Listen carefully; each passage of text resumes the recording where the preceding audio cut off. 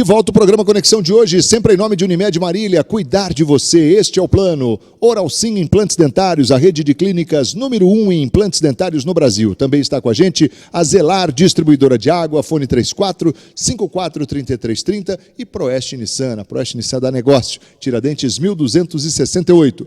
Olha só, o Conexão de hoje está batendo um papo aqui com as enfermeiras Kátia Silene Bassini e também com a Tabata Neves. Elas são da Santa Casa de Marília e estão ligadas aí diretamente à CIDOT, que é a Comissão Intra-Hospitalar de Doação de Órgãos e Tecidos. Falei certo? Para transplantes. Para transplantes. Poxa, faltou. No último bloco eu acerto.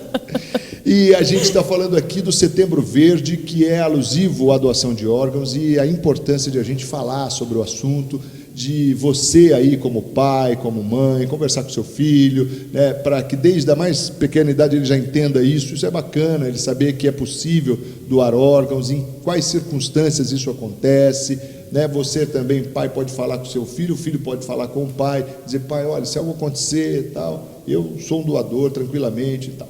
Agora eu queria que vocês falassem para mim o seguinte, uma coisa que eu percebo também, que algumas pessoas ficam preocupadas na hora de fazer a doação, principalmente quando não tem a autorização. Quando tem, já é tranquilo mesmo e tal. Mas quando não tem, pode fazer, será que sim, será que não? A primeira coisa é, como vai ficar o corpo? Né?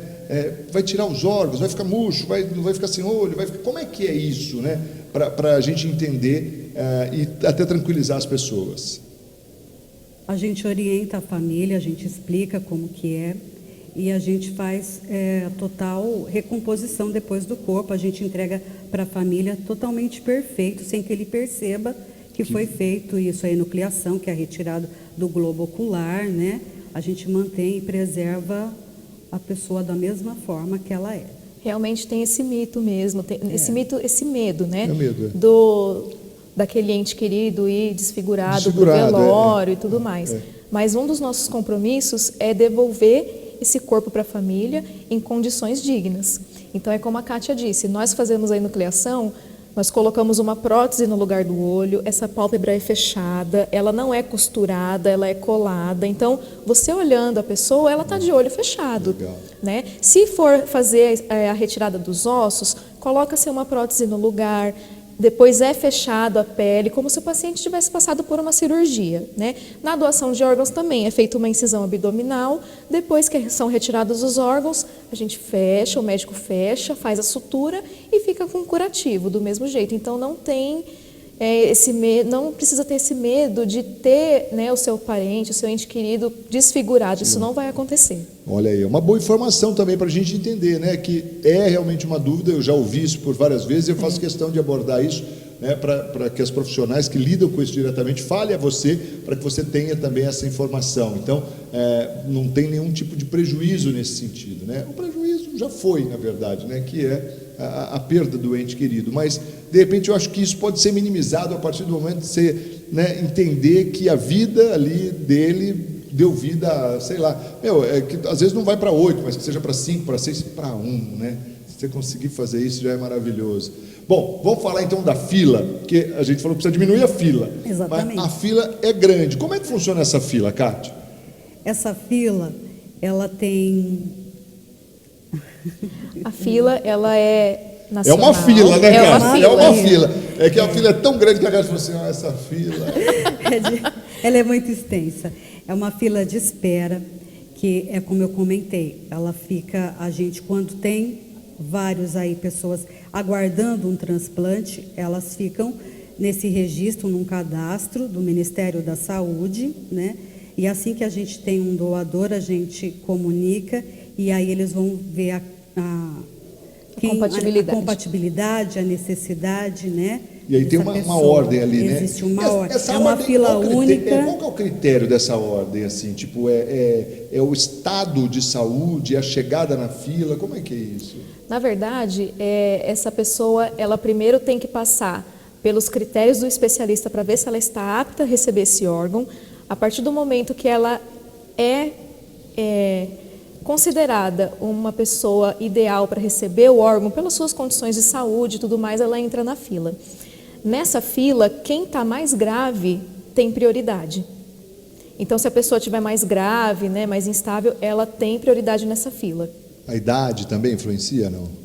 Não, a idade não, mas é o estado a questão, mesmo clínico. É a mesmo. questão do estado clínico e da compatibilidade. Porque, por exemplo... ainda tem o aspecto da compatibilidade. Tem o aspecto da compatibilidade. Eu gosto muito de usar o exemplo do coração. Só para o telespectador ter uma ideia, o nosso coração ele tem mais ou menos o tamanho da nossa mão fechada, assim. Se você fechar a sua mão e colocar no centro do seu tórax, do seu peito, esse é mais ou menos o tamanho do seu coração. Então imagina, Marcos, um coração meu, desse tamanho, no homem de 1,80 m. Não dá certo. Ou o meu coração numa criança de 8, 5 anos. Também não dá certo. Então, esses critérios também têm que ser levados em conta. Tanto que quando a gente tem o potencial doador, várias medidas são feitas. Não é só a questão da compatibilidade sanguínea. A gente faz a medida do perímetro torácico, né? A gente leva em consideração compatibilidade, leva em consideração tamanho, enfim, são N coisas. Então, quando a gente encontra um receptor que casa com essas informações do doador, aí a gente consegue fazer a doação, fazer o transplante. E aí, por exemplo, na Santa Casa nós temos um serviço de transplante de rim, é isso? Exatamente. A gente, hoje no estado de São Paulo, a Santa Casa está em 5º lugar. Tá? Isso, nós temos uma equipe que faz o transplante renal. E a gente também tem um serviço, né, de hemodiálise, junto com a diálise peritoneal, onde a gente tem vários pacientes que fazem esse tratamento, que estão à espera de um transplante renal. Porque do rim, por exemplo, enquanto está na espera, passa por diálise. Por esse processo de hemodiálise ou diálise peritoneal, exatamente. Que, aliás, é algo assim bem... Embora com os avanços, mas é muito sofrimento. Muito sofrido, é muito sofrido. A pessoa fica conectada a uma máquina cerca de 4, 5 horas e ela tem várias restrições. Não pode tomar água, não pode comer certos alimentos. Imagina a gente, naquele calorão que estava na semana passada, não poder tomar um copo de água. Isso, né? Cruel, né? Então isso é muito cruel. Só para a gente ter uma ideia, Marcos, da questão da fila de transplante, hoje no Brasil nós temos em torno de 37, 38 mil pessoas na fila esperando por um órgão.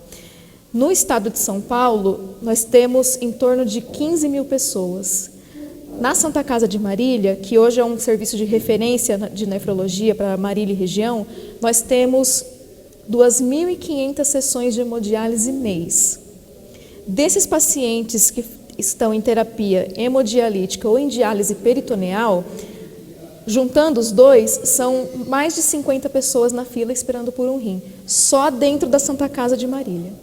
É muita gente. É muita gente. E aqui, eu acho que vale mais uma vez uma lembrança aqui, que se você imaginar a situação, né, de um paciente, a gente está falando aí do rim, né, que tem essa questão da diálise, da hemodiálise, que é muito complicado, mas outras enfermidades também, como o próprio cardíaco, né, que vive com super limitações, né, às vezes a pessoa não pode andar sequer, né, está lá acamada e tal, e tantas outras doenças que limitam mesmo a vida do indivíduo.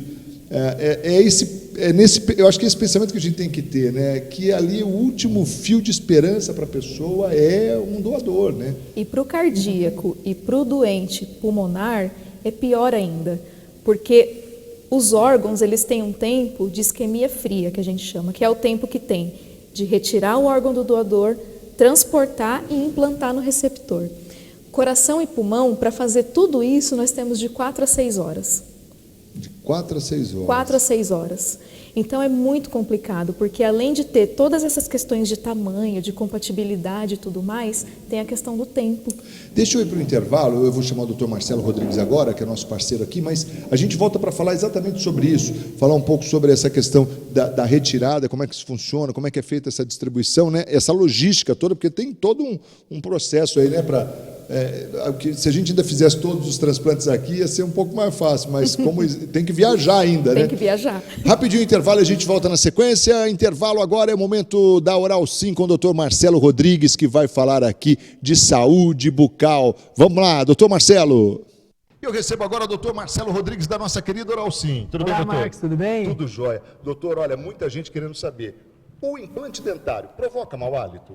Olha, essa é uma questão muito comum mesmo. As pessoas têm essa visão, essa impressão de que vai causar mau hálito. Mas a gente tem que entender que tanto o dente quanto o implante dentário, quando não bem higienizados, quando você não tem o cuidado de usar o fio dental, a escovação rotineira, elas acabam trazendo mau hálito e ainda por cima doenças muito mais graves, como processos inflamatórios de gengiva, sangramento. Então, na verdade, não é o implante, né? São a falta do cuidado ideal. Infelizmente, a gente tem que trazer para as pessoas cada vez mais o que faltou no passado, aquela orientação, como usar o fio dental, que é antes de fazer a escovação. Parece que é um desafio ainda as pessoas usarem da maneira adequada, né, doutor? Com certeza, as pessoas sofrem muito porque foi negligenciado a demonstração. Então só se fala muito em use o fio dental, mas não fala como usar o fio dental. Então o ideal é antes da escovação, passar o fio dental em frente ao espelho, fazer a escovação atingindo todos os lados do dente, que pra gente acabam sendo só 3, né? O de fora, o de dentro e o de cima. E aí fazer isso repetidamente. Então, é a hora que acorda, é depois do café da manhã, é após o almoço, após a janta, antes de deitar.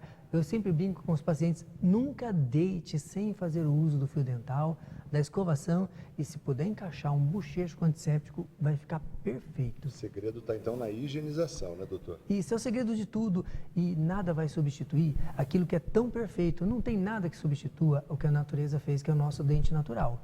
Mas tanto o implante quanto o dente merecem esse cuidado diário e que vão trazer à pessoa a oportunidade de viver toda a sua vida com esse elemento, curtindo todos os prazeres da família. Tire suas dúvidas com a Oral Sim, a rede de clínicas número 1 em implantes dentários no Brasil. Agende uma avaliação, 99600-2707. Obrigado, doutor, e até a próxima. Eu que agradeço, Marco. Uma ótima noite. Até já.